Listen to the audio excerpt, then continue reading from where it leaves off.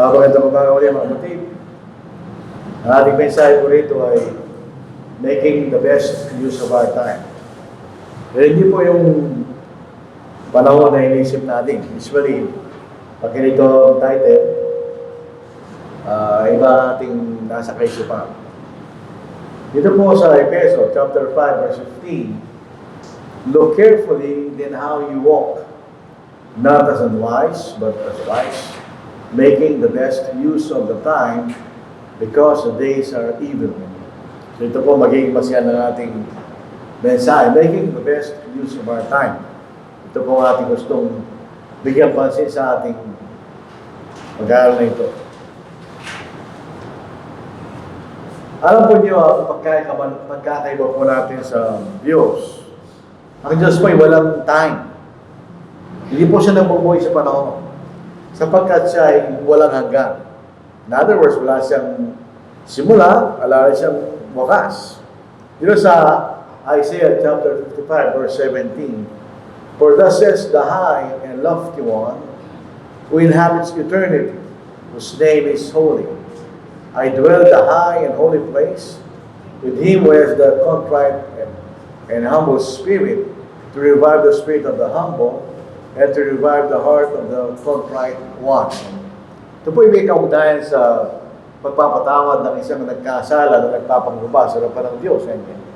So ang kanyang kapatawaran ay walang hangganan sapagkat ang Diyos ay naninirahan sa walang hanggan. So hindi siya naninirahan sa panahon katulad natin. Ang ating Panginoon, kung siya'y nagkatawang tao, ganoon din siya. So John 8:58, Jesus said to them, most assuredly, I say to you, before Abraham was, I am. Ito salita na I am, pagka ginagamit natin sa ating sarili, may hangganan. Pero sa Diyos, I am, may ibig sabihin, I always exist. Palagi akong umihirat. So ang Panginoon ay walang hanggan. Pero tayo po ay hindi ang ating Panginoon, hindi rin tayo Diyos, tayo tao. At ang tao po ay may limitasyon, may binibigay ng panahon. We live through time. So, tayo po ay parang nakabilanggo sa limitasyon ng panahon. Hindi tayo katulad ng Diyos na walang hanggan. So, yun pong mga pangyayari mula sa nakaraan, sa kasalukuyan, at paninaharap, yun ang ating panahon. Dahil sa tayo pinanganak, makikita natin. Nung tayo po yung naging ganito, nung tayo pinanganak. Tapos tayo ay lumaki, ay mature, tapos hanggang tayo namatay. Yun ang ating panahon na binigay sa atin ng Diyos. Ito po, panahon na ito, pare-pare sa lahat ng tao yan. So yun ang ating panahon. Tayo nakakonfirm sa ganung panahon. May panahon na simula, tayo pinapanganak. At panahon na tayo mabubuhay, tayo mamamatay, ganyan. So ang ating panahon ay mayroong hangganan. Kahit ano pang gawin natin, mayroong hangganan. Katulad namin na malapit na yung hangganan, makikita na appreciate mo yung hangganan. Kaysa ano kay bata, parang walang hangganan ng buhay. Pero tayo po ay nabubuhay sa panahon. At ang panahon ay mayroong hangganan, hindi siya limited. So bawat araw, mga kapatid, inisip natin kung anong gusto natin gawin o kailangan natin gawin. Inisip natin yan araw-araw. Ano ba kailangan natin gawin? Yung iba naman, anong gusto natin gawin? Magkaiba yun, di ba? Kung kailangan mo gagawin mo yun. Pero may mga bagay na hindi mo kailangan gawin, pero gusto mo gawin. So inisip natin yun araw-araw. Anong kailangan kong gawin? Anong gusto kong gawin yan?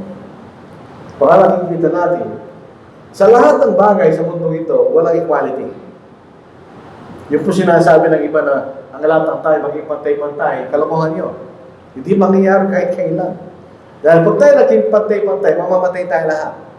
Wala na maglilinis. Walang mababa, walang mataas. Eh, anong gagawin natin? So yun yung realidad sa mundo. Ang kayamanan, kahit yung kuryente o yung malinis sa tubig, hindi pa rin ko yan. Pero isa lang ang pareho sa atin, ang panahon. Every day, binibigyan tayo ng Diyos ng 1,440 minutes a day. Lahat ng tao gano'n. Hindi pwede sabihin ng 1,399 lang, hindi. Lahat ng tao binibigyan tayo ng 1,440 minutes per day. Nasa atin lahat siya. So, ang panahon lamang, pantay-pantay tayo dyan. Sa lahat ng mga bagay, hindi. Pero sa panahon, pare-pare binibigyan ng Diyos sa bawat tao sa mundong ito. Ngayon, may mga pag-iisip. Kulang ang panahon. Kailangan kong gusto gawin, pero kulang ang panahon ko. Napakabilis ng panahon. So, nagpunta yung panahon ka mo. Minsan nag-iisip ka, saan nagpunta yung panahon?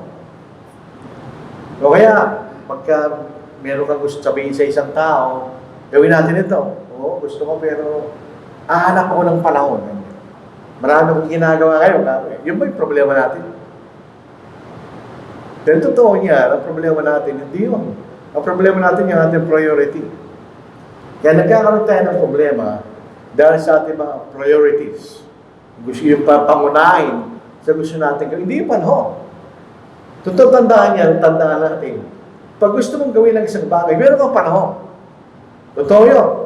Pag gusto mong gawin ng isang bagay, meron kang panahon, hindi ka walang panahon. Kung ang isang bagay mahalaga sa'yo, gagawa ka ng panahon para sa bagay na yun. Kung ang isang tao mahalaga sa'yo, gagawa ka ng panahon para sa tao yun. So, hindi yung tayo ang problema natin, kundi yung sense of priority. Alam mo, mas mahalaga sa atin. Isipin nyo ang ginagawa ng tao ngayon. Nag-research ko sa mga Pilipino. Sa buong mundo, tayo ang pinaka-number 1 sa paggamit ng internet. Sa pag-scroll ng mga cellphone, number 1 tayo. Ibig sabihin, yan binibigyan natin ng panahon. Piling yung Pilipino eh. Hindi mga Amerika. Tayo ang pinaka-number 1. So, yung ang problema natin, kaya wala tayong panahon, ay dahil sa mga priorities natin. Yung mga gusto natin gawin. Tingnan nyo, bawat tao may ganyan eh.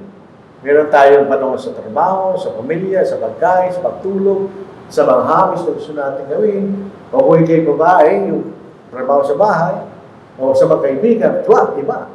Yun ginagawa natin yan, iba.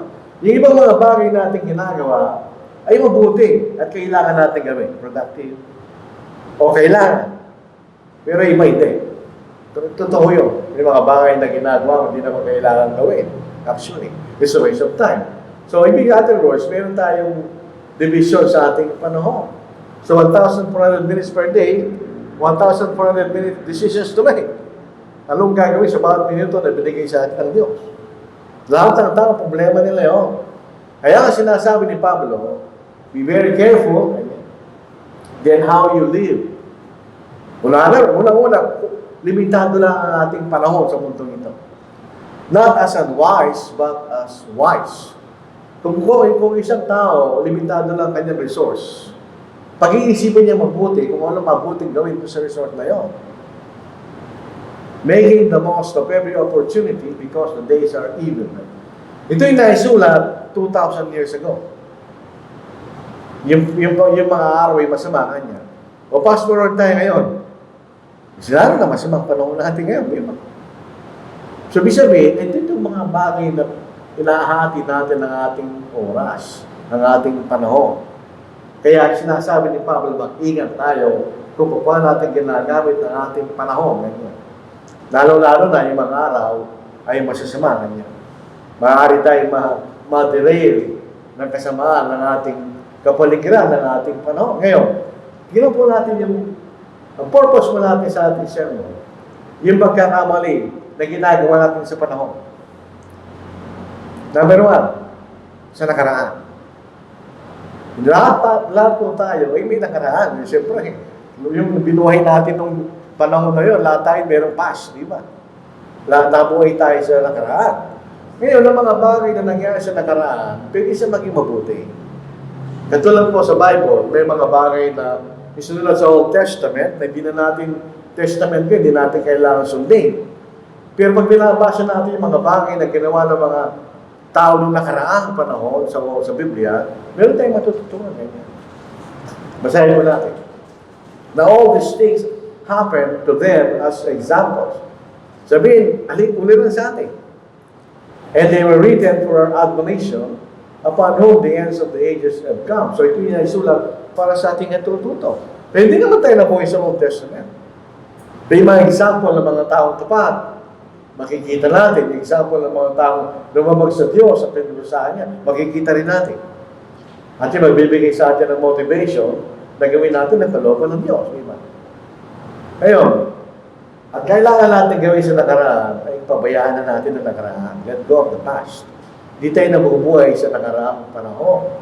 Pwede tayo matuto sa mga pagkakamali ng iba noong nakaraang panahon o kahit ang mismo nating pagkakamali noong nakaraang panahon. Walang masama doon. Meron dalawang pagkakamali na huwag natin dapat gawin. Number one, nostalgia. Lahat tayo laling matanda, katulad ko. Sometimes you become nostalgic. Mabuti pa nung panahon na yun, gamo. Mas maganda yung buhay, gamo. Noong panahon ng nakaraan, mas magaan ang panahon, gamo. Natural lang yun sa tao. Very sentimental. So sa nakaraan mga bagay na nangyari, nainisip natin na mas mabuting nakaraan kaysa sa kalukuyan. Ayos lahat ng tao, gano'n, yung mga matatanda, nagkakaedad. They compare yung panahon ngayon sa panahon noon. Normal lang po yan. Halimbawa, naisip po nung mas bata ka pa kayo mag-asawa at yung ulang ipinanganak yung bata, walang masama doon. Maganda mo nawain mo yung panahon na yun. O nung lumalaki yung mga bata, hanggang sa panahon na ito, walang masama doon.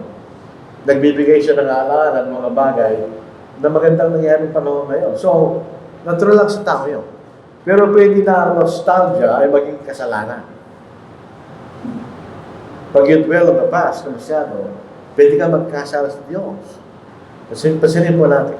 Sabi ni Solomon, 7 verse 10, do not say, why were the former days better than this? Di ba sinisip din natin yan? For you do not inquire wisely concerning this. Hindi maganda yun, sabi ni Solomon. Hindi ka marunong pag ganyan ang iniisip mo. Sabi ni Haring Solomon. Anong yung sinasabi ni Solomon? Pag tayo po ay bumabalik-balik ito sa nakaraan, magkakaroon tayo ng resentful attitude sa panahon na ito na kasalukuyan. Lagi mo yung kino-compare nakaraang panahon sa panahon natin ngayon. Pero hindi totoo.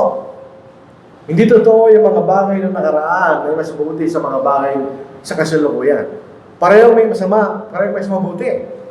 Kung isipin natin yung nakaraan, simple lang yung panahon. Pero wala kang cellphone, no? Pagka meron kayong usapan ng isang tao, di siya dumating, wala kang magagawa. Hindi mas maganda kayo, may cellphone ka. Hindi mo pwede sabihin lahat ng mga bagay na nakaraan ay mas maganda. Kisa sasagalooyan. May mga bagay noon na maganda, pero may mga bagay na maganda rin kaysa nung nakaraan. Maybe in terms of communication, mas maganda mabuhay ngayon kaysa noon. Pag may umutok yung tao, hindi mo na makikita. Ngayon, tapos pwede mo siyang saglagay mo sa Facebook, hindi pa nagbayad ang utang yung tao. So, mas maganda. Yun ang problema. Meron tayong selective memory nung nakaraan. Sa Old Testament, nung napunta sa Ilang, yung bansa Israel, dahil papunta sila sa lupang ipinangako, meron sila nostalgia ng ano. Kinukumpare nila yung kasalukuyan nilang sitwasyon sa Ilang, doon sa sitwasyon nila sa Egypt. Sabi nila, tingnan basahin natin. Sa Numbers chapter 11 verse 4. Now the mixed multitude who were among them yielded to his intense craving. So the children of Israel also wept again and said, will give us meat to eat. Yung panahon na kinakailaman na lang, mana. Yung parang tinapay.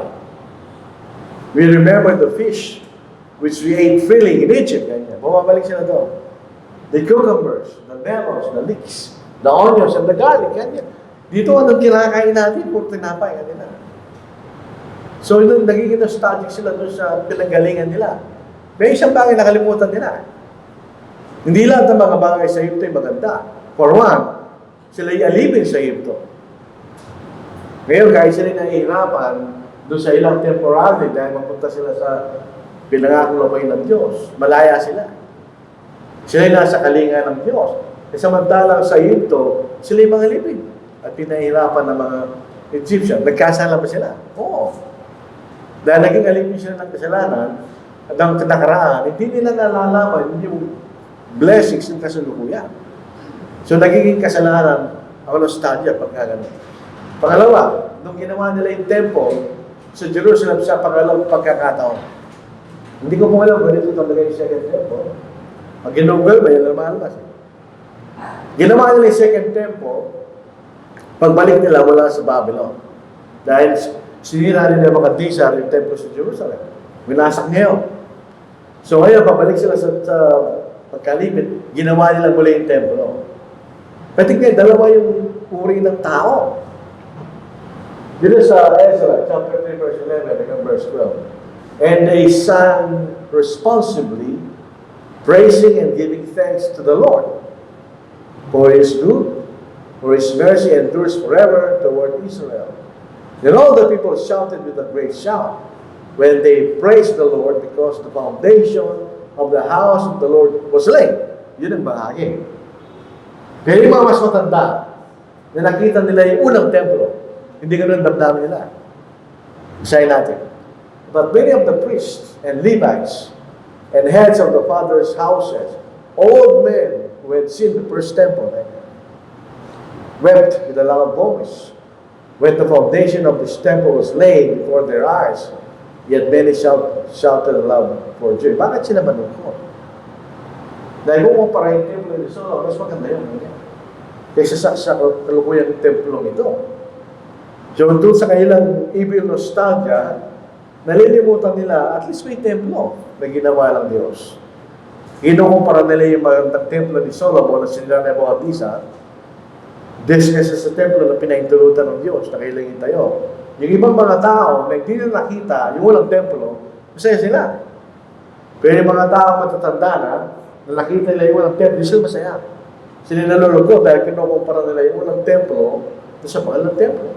So dito, ito yung halimbawa ng nostalgic, evil nostalgia.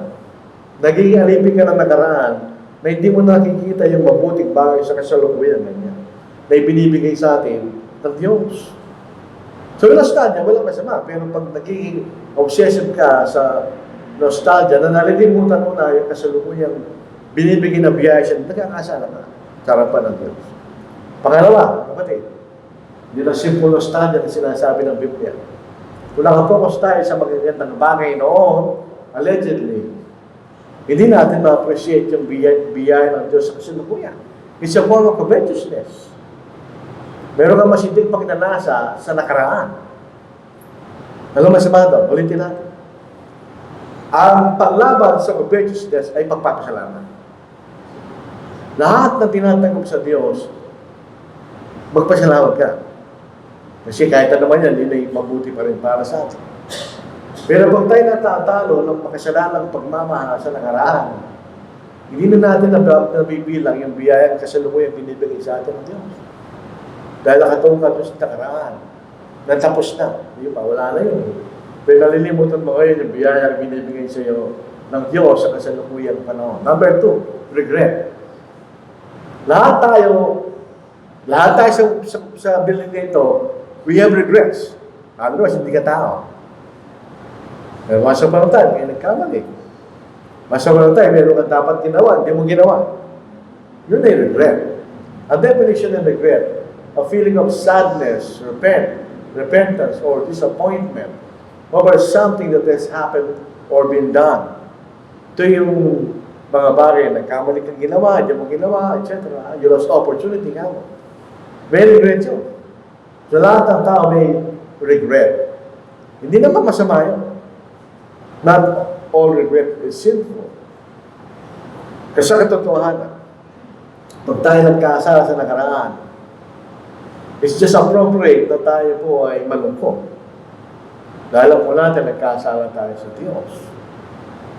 Kasi kung di ka nagkasala, di ka naglulungkot sa ginawa mong kasalanan ng nakaraan, ay may problema ka sa harapan ng Diyos. Di ba? Kaya kasi pagkapagsisisi, dulot ng kalungkutan, ng regret. Isip na tayo gawa na hindi dapat. Dito po sa 2 Corinthians 7 verse 9, ito yung sinulatin ni Pablo, yung mga taga Corinto, nung una, 1 Corinthians, na pinag-aaral natin ngayon, puno-puno ng problema yun. Kaya sinulatan sila ni Apostle Paul para sila ay magsisi. Ano nangyari sa kanila? Sabi nito, now I rejoice, not that you were made sorry, but that your sorrow led to repentance. Hindi madaling gawin yung ginawa ni Pablo. Hindi madaling sabihin mo sa tao, nagkasala nga. Madaling mahirap yun. For you were made sorry in a godly manner, that you might suffer loss from us in nothing. In other words, kung hindi ko yung pagsasabihan, malulunod ka kayo ba niyan? Dahil hindi namin ginawa. For godly sorrow produces repentance, leading to salvation, not to be regretted, but to serve the world produces death. Hindi mo dapat nire-regret yung pagsisisi. Ang point ng regret, hindi ka, yung kasamaan, hindi gumawa ka ng kasalanan na hindi mo kinalulungkot. Yun yung regret na kasalanan. Pero kung ito ay nagdudulot ng kalungkutan sa'yo para ikaw ay magsisi, walang masama ito. Kailangan natin gawin yan, mga kapatid, bilang mga anak ng Diyos. So, not all regret is sinful. Makikita natin. Kasi sa totohanan, ang Diyos, gusto niya tingnan natin ang lahat ng ating pagkakamali na ating ginawa. At upang tayo malungkot at tayo magsisi. Yan ang gusto ng Diyos. Kaya pag nangangaral tayo, minsan, nalalaman mo, nagkamali ka.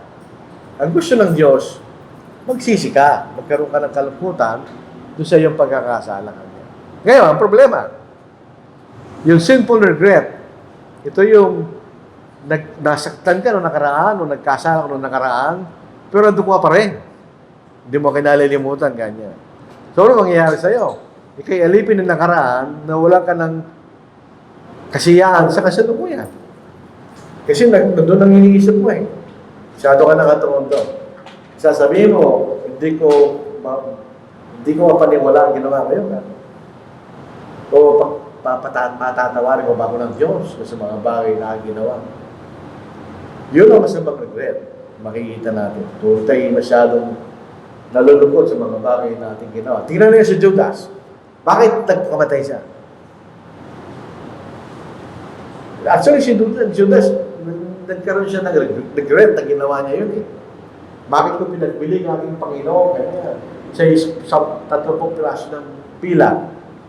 Pero nagbuwan siya dun sa regret. Kaya nagpakamatay siya.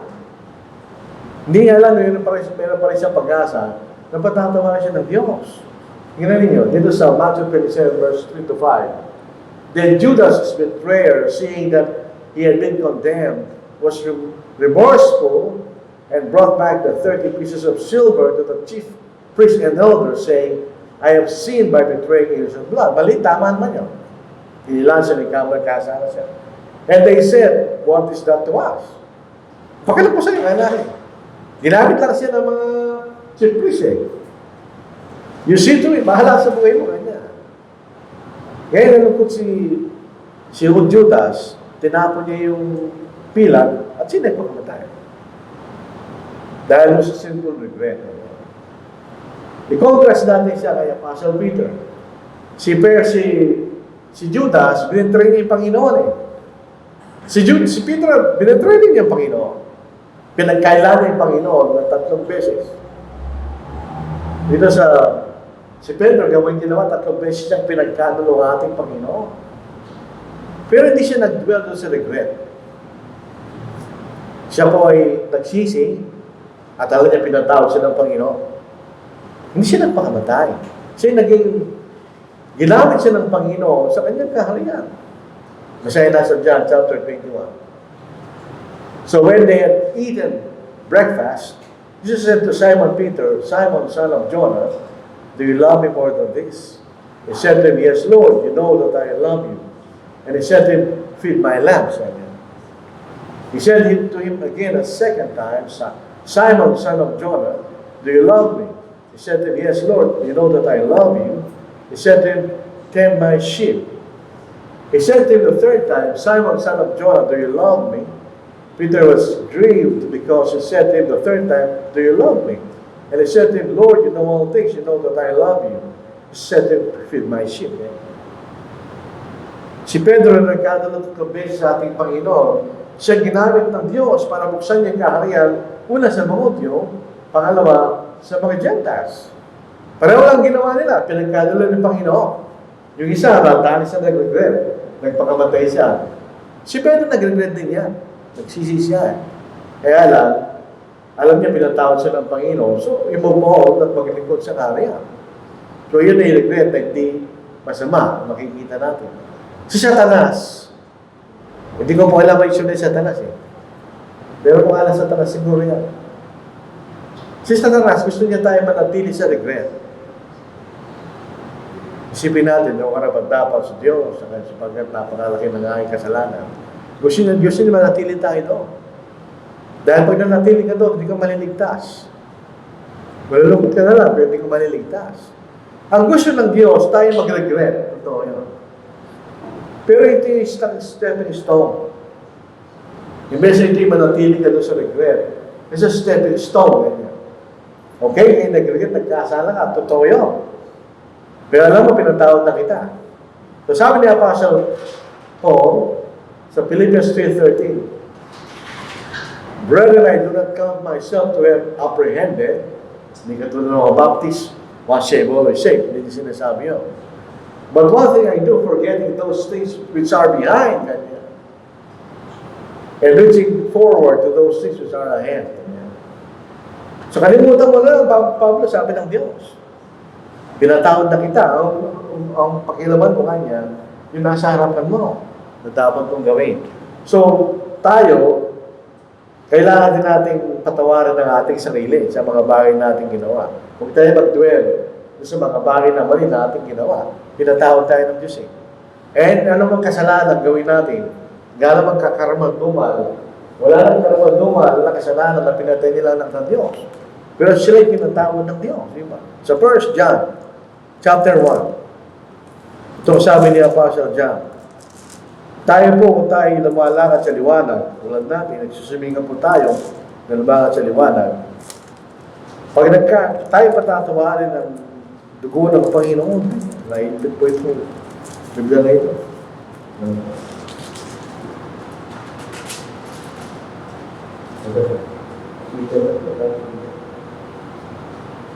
Basta doon sa darang yun, nakaipit yun at yung tayo pa ito. The first chapter 1. Dito po sa unang sulat po ni Apostle John po. Sabi rito, verse 6 lang nagkakamali. Verse 7. But if we walk in the light, tayo Kristiyano, as he himself is in the light, we have fellowship with one another, and the blood of Jesus Christ, His Son, cleanses us from all sin. Lahat ng kasalanan. Wala namang kasalanan, hindi nakakahiya. Lahat ng kasalanan nakakahiya. Pero tandaan po natin, pwede tayong patawaran ng Diyos. Kaya sabi kay Pepa Paul, go forward. Huwag kang tumingin sa nakaraan. Yung asawa ni Lot, tumingin sa doon sa pinanggalingan nila. Kasi naging alilingasin ganyan. So, ganoon din po tayo. Gusto ni Satanas, manatili tayo dyan. Pero sabi niya, hindi, huwag kang manatili dyan ganyan. Natatawarin kita sa iyong pagkakasala, huwag kang mag-alala. Walang limitasyon ng biyaya at pagmamahal ng Diyos sa atin. So, yun ang masama sa nakaraan. Ang katotohanan, passes pass. Hindi na natin may babalik yun. Yung mga babae, kailangan kilala rin yan. Passes pass. Dati kayo maganda talaga. Pero tumatanda na tayo, hindi natin may babalik yun. Kahit mga lalaki, makikita mo mukha mo, hindi mo nakatulad yung dati. That's pass. Kung magdudwell ka, pag ano kong ganda lalaki ka, ano mangyari sa'yo? So, ang gagawin po natin, yung kasalukuyan, palitan natin. Para mapapalitan din natin yung panginaharap. Pero with the past, makita natin, nagkakasala tayo. Kung tayo po ay may dapat ayusin sa nakaraan, ayusin natin. At alamin natin ang patawaran at hiling na galing sa Diyos. Kailangan natin gawin yun para tayo po ay maligtas. Pero ang Diyos po ay more than willing na patawaran tayo. At alisin ng ating kahihiyan, ng ating kasalanan. Huwag nating pabayaan yung nakaraan ay sumira sa ating kasalukuyang panahon.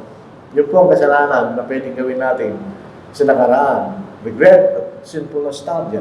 Pero mali sa pag-inaharap. Pwede rin natin tayo magkamali sa pag-inaharap. We have to let go of the future. Bakit wala pa tayo doon eh? Pero minsan, wala pa tayo sa pag-inaharap. Meron na tayong inaasahan doon. Akala natin mangyayari.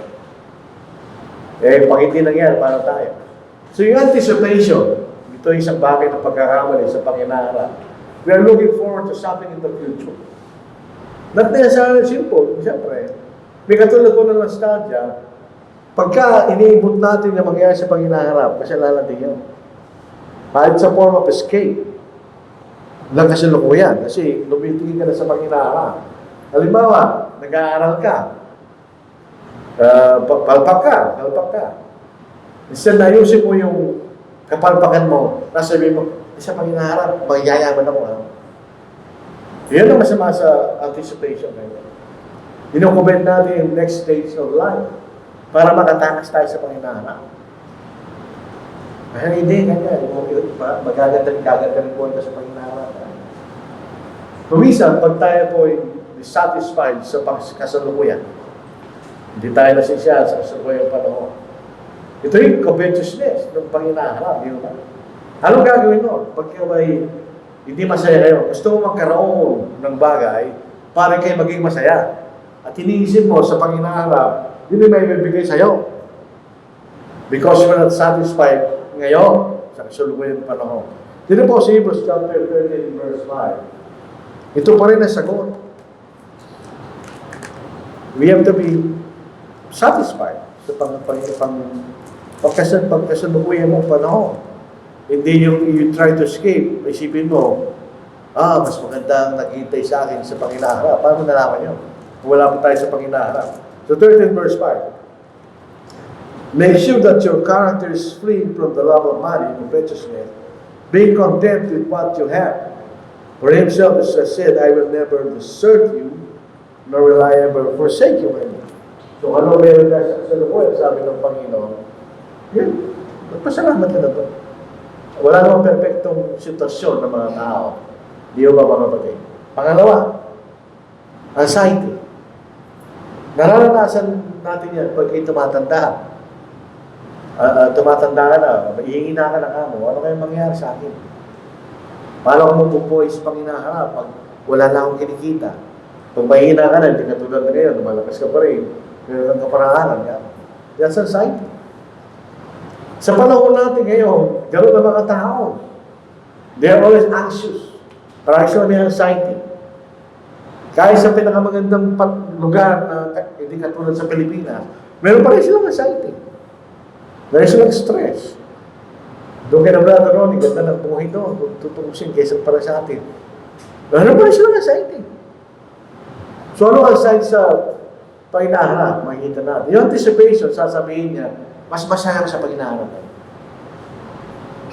Yun ang mga anxiety. Ikaw ay nalulungkot sa darating sa pag-inaharap. Yung isa, masaya siya dahil nag-anticipate siya eh. Ito namang isa, nalulungkot siya. Kung ano mangyayari sa kanya sa pag-inaharap. Sa Matthew chapter 6 verse 25, therefore I say to you, do not worry about your life.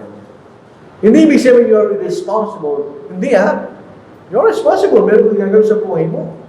Pero sinasabi ng Panginoon, anything beyond your control, kanya, huwag mong isipin. Therefore, I say to you, do not worry about your life. That's beyond our control. Hindi natin control yun. Yung panginahanap. What you will eat or what you will drink, nor about your body, what you will put on. Is not life more than food, and the body more than clothing? Hindi lang naman kayo physical ang buhay, sabi ng Panginoon. Meron tayong spiritual na hihintay. So, bakit ka kakaroon ng anxiety, sabi ng Panginoon, sa mga bagay na maaaring mangyari sa panginaharap na ayaw mo. Tandaan po natin, kung tayo Kristiyano, wala lugar ng anxiety sa atin sa mga bagay na naghihintay sa panginaharap. Dahil meron tayong Ama sa langit na tunay na nagmamalasakit sa atin. Sa 1 Peter chapter 5, verse 7, Lahat po tayo, lahat ng mga tao sa mundong ito, kay Kristiyano hindi. Dumarang tayong problema. Wala naman tao walang problema, iba-ibang klase lang. Sa 1 Peter chapter 5 verse 7, casting all your anxiety on Him. Sakto naman ito sa atin. Because He cares for you. Walang bagay na tayo naging anxious sa mangyari sa pagkinaharap. Ganyan. Ilagaan natin sa Panginoon. Sabi niya. Meron tayong talata sa Matthew verse 26. Ang pinakamahalagang nilalang ng Diyos ay tao. Lahat ng nilalang niya mahalaga eh. Pero lahat pinakamahalaga sa lahat ng nilalang ng tao ay ng Diyos, ay ang tao. Tingnan niyo, sabi ng Panginoon, look at the birds of the air, for they neither sow, nor reap, nor gather into barns. Ang ibig sabihin ng tao, kumpara sa inyo, kayo nagtatrabaho kayo ngayon eh. Di ba tayo nagtatrabaho? Eh sila hindi man ganyan. Yet your heavenly Father feeds them. May lalo na kayo ganyan, nagtatrabaho kayo, di ba kayo? Are you not of more value than they? Mas mahalaga yun sa kanila. So, huwag kayong mag-alala, sabi ng Panginoon. Nandito ako para tulungan kayo. Hindi sabi niya, di ba? You do your job, I'll do my job, sabi ng Diyos. Kung magtatrabaho, be responsible. Hindi kayo papabayaan, sabi ng Diyos. So, yan ang anxiety. Ito rin ang problema, katulad ng pag tayo may read something sa nakaraan, pag tayo may anxious kung ano mangyayari sa panginaharap, mawawala na ng enjoy mo sa kasalukuyang panahon. Kasi nandun na sa hindi pa tumating. Mawawala rin ang kapayapaan mo sa panahon na ito, sa kasalukuyang. So, masama yung nakaraan, pag hindi natin ginagawa sa tamang paraan, masama rin ang panginaharap, pag meron tayong balik kaisipan sa panginaharap. Ganoon din, ano gawin natin? Ano lang ang meron tayo? Yung pangasalukuyan. So, we live fully in the present. Yung makikita natin. Pwede tayo magkamali sa pagtingin natin sa nakaraan. Pwede rin tayo magkamali sa pagtingin natin sa panginaharap. So, anong dapat natin tignan? Yung ngayon, live fully in the present. Kung ano meron ka, huwag ka mabubuhay ngayon. Pwede pa rin tayo magkaroon ng mali sa kasalukuyan. Pag tayo tamad. Ano ang isip ng tamad? Ang isip ng isang taong tamad, walang ending yung panahon. Merong maraming panahon. So, marami kong panahon para gawin kung gusto kong gawin. Yan ang tamad. Yun ang mga tao, relax lang. Procrastination, hindi ginagawa yung trabaho niya, maraming dahilan. Yun ang karakter ng isang taong tamad. Kasalanan din yan. Binigyan tayo ng panahon ng Diyos, kailangan natin gamitin sa tamang paraan. Yung kasalukuyan. Tingnan mo natin. Pag tayo tamad, si Solomon, sa Proverbs chapter 24, verse 30 and verse 34, I walk by the field of a lazy person. Yung bukid niya. The vineyard of one with no common sense. I saw that it was overgrown with needles. It was covered with weeds. And its walls were broken down. Then as I looked and thought about it, I learned this lesson. A little restless sleep, a little more slumber, a little folding of the hands to rest. Yun ang ginagawa ng tamad.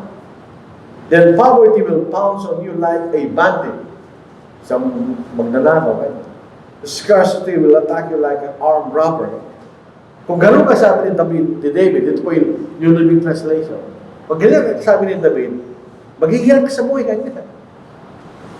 Dahil hindi mo ginagamit sa tamang paraan yung panahon na binigay sa iyo ng Diyos. Wala kang ginagawa. Hindi mo ginagawa yung dapat mo. Kung kay padre de pamilya, hindi mo ginagawa nagtatrabaho ka para may meron makakain yung anak mo. Kasalanan yun. As sa 1 Timothy chapter 5 verse 8, dahil mo pa kanya sumasampalataya.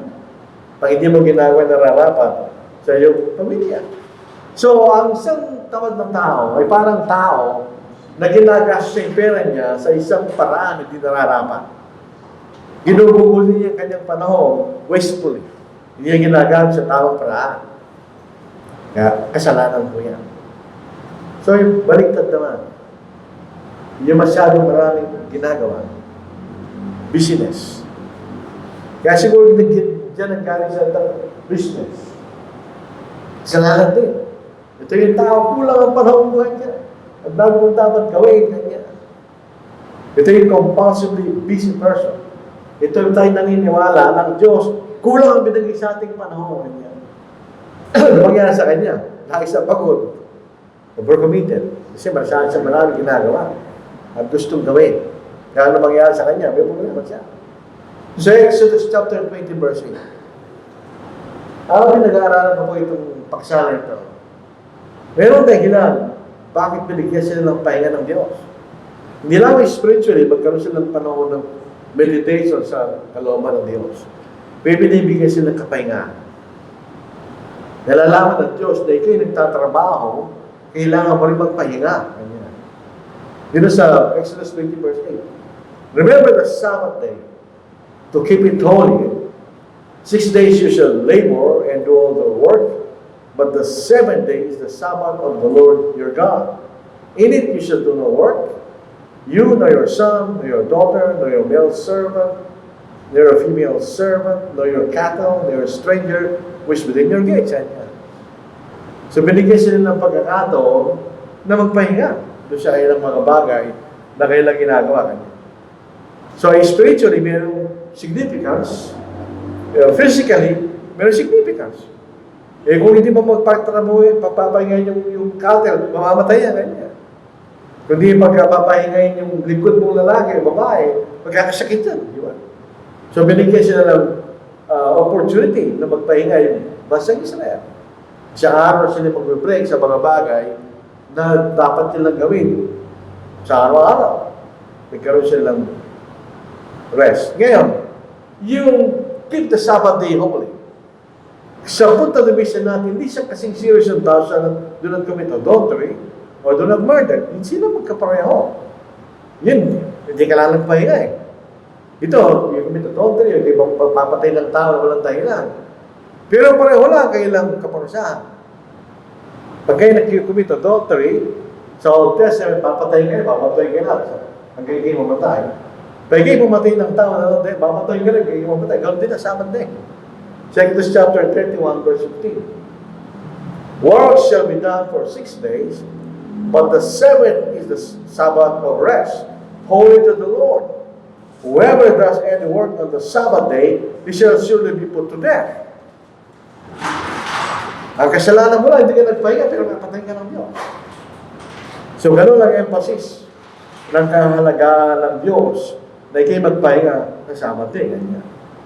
Napatay nga nila. Patuloy ko ikay nagkasala ng ibang bahagi ng kausa ni Moises. Gano'n din ang kaparusahan dun sa Sabbath day. Makikita natin. Sa Mark 6 verse 30, ito po ay isang panahon na yung ating Panginoon, kaya kasama ng kanyang mga nagat, ay nangangaral. Very exciting yun. Kung sa atin, huwag na tayo minto kasi nangangaral tayo. Kapasinin po natin sa Mark 6 verse 30. Then the apostles gathered to Jesus and told him all things, both what they had done and what they had taught. And he said to them, come aside by yourselves to a deserted place and rest a while. For there were many coming and going, and they didn't even have time to eat. Ito yung talagang ginagawa niyo kayo ng Panginoon, pero magpahinga lang kayo. Magpahinga muna kayo. So, kailangan tayo magkaroon ng pahinga sa mga bagay na ating ginagawa kung kinakailangan. So, very busy. Minsan may mali dyan. Pagka saan tayo busy, may tayo makakaligtaan na hindi natin bibigyan pansin kung kailangan natin yun. So, ang ating pag-gugol sa panahon ay sa isang balasing paraan. O, totoo, kailangan tayong trabaho. Sa 2 Thessalonians 3:10, or even when we were with you, we commanded you this, if anyone will not work, neither shall he eat. So, kasalanan yun. Pero kasi nila sa Old Testament, pinapahinga sila ng Diyos kayo nagkapagmura. So, kailangan natin mag-isip ng mabuti kung paano natin ginagugol ang ating panahon. Sobrang tayong busy, nakalimutan mo na yung Panginoon. Patay ang bata na, di ba? Masyado ang tama. Kasala ka rin sa Diyos. So, kailangan balanse ang paggamit ng ating panahon, yung nararapat ayon sa kalooban ng Diyos. Pansinin natin. Look carefully then how you walk, ang ating pamumuhay, not as unwise, but as wise, making the best use of the time, because the days are evil. Ang mga panahon ay masama. So, kailangan natin gawin ang pinakamagandang paraan ng ating panahon. So, isipin po natin, sa kasalukuyan panahon nating ginugugol, kailangan din natin isipin, meron pa ba tayong panahon sa Diyos? Binibigyan pa ba natin ng panahon ng Diyos? Kung gagawin natin excuse na sumasamba naman ang araw ng Sunday, okay lang na sumamba, pero hindi sapat yun sa Diyos. Kailangan natin makilala ang Diyos. Para sa natin makikilala sa pamagitan ng kanyang salita. Kailangan din tayo makapag-usap sa Diyos para tayo nakikipugos sa pamagitan ng panalangin. Yung mahalagang Diyos sa atin, kailangan bigyan natin siya ng panahon. Hindi natin pwede sabihin na mahalaga ang Diyos, tapos wala kang panahon. Hindi po ano yun. Hindi ko maipapaliwanag yun. Kung ang isang bagay mahalaga sa iyo, bibigyan mo ng panahon. Kung ang isang tao mahalaga sa iyo, kung mahalaga ang Diyos sa atin, kailangan na siya bigyan ng panahon. So sabi ni Pablo, making the best use of the time. Dahil hindi natin alam ang katapusan ng ating panahon. Sabi nga ni Santiago, kayo na dinaakan ang nangyari bukas. So sandaling lumilitaw pagkatapos ng pakapawi. Baka you have to make best use of the time sa kasalukuyan binibigay sa atin. So bilang tapat tapos. Sa nangyari, noong unang panahon, huwag na tayo masyadong tinitignan gano'ng kaganda yung panahon na yun. Kaya di man na natin mababalik yun. Huwag natin tingnan din yung mga bagay na nagpahirap o nagkasala tayo na doon tayo mananatili sa atin kaysa pa. Kailangan natin gawin yung obligasyon natin na pero pag natapos na yun, tapos mabiyama na. Pero huwag natin kalimutan na huwag tayo mamatay sa regret. Kailangan natin hanapin ang biyaya ng Diyos para matapos natin yung naman ang nangyari sa panginaharap, hindi nararapat ang nangyari sa harapan ng Diyos. Sa panginaharap, huwag tayo mabuhay doon sa atin na maganda rin ang mangyari sa panginaharap. Hindi naman natin hawak yun eh. Paano mo nalaman na mabuti ang panginaharap? Paano mo malalaman? Halimbawa, yung trabaho mo ngayon, ayaw ka na. Siguro yung susunod na trabaho, maganda. Paano nalaman niyo? Mag-resign na ako, maganda yung trabaho, tapos mas masama yung trabaho mo nakita. So huwag tayo huwag tayo mag-anticipate. Huwag tayo maging anxious kung ano mangyayari bukas. Dahil ando ng Diyos, palagi natin kasama yan. Panghuli, sa kasalukuyan. Huwag natin isipin na binigyan tayo ng Diyos na unlimited time of hours. Yung mga tao siya, mahilig sa underrise, tumatama. Hindi sa panahon. We do not have an unlimited supply of time. Dahil ang oras, ito lamang, pag nawala na, hindi mo na babalik. At tayo maging tamad. At hindi natin gamitin sa tamang sinisira lang natin ng ating panahon. Kung hindi naman tayo masyadong busy, sa araw-araw, wala na tayong pagkakataong maging masaya sa ating buhay. O gawin natin yung mga bagay na kinakailangan natin gawin.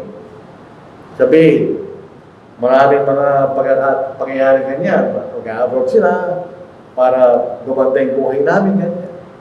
Hindi man nangyari. They lost the opportunity na i-enjoy nila yung pamilya nila. Later on, nawala sa kanila dahil sa kanilang pagnanasa maging maganda ang kanilang buhay. So ito po ang ating mensahe po sa umagang ito, the best use of our time. Dahil hindi natin alam kung alam natin yung umpisa natin eh. Alam natin, born, December 24, 1961. Kailan yung death? Hindi ko pa alam. Pare bukas, susunod na araw, isang taon, 10 years from now, hindi ko alam. So, gamitin po natin ng ating panahon sa pinakamagandang para. Maraming salamat po sa inyong pakikinig. Bigay po natin muli kay Brother Raul. Patungo na po sa pagpapaawit.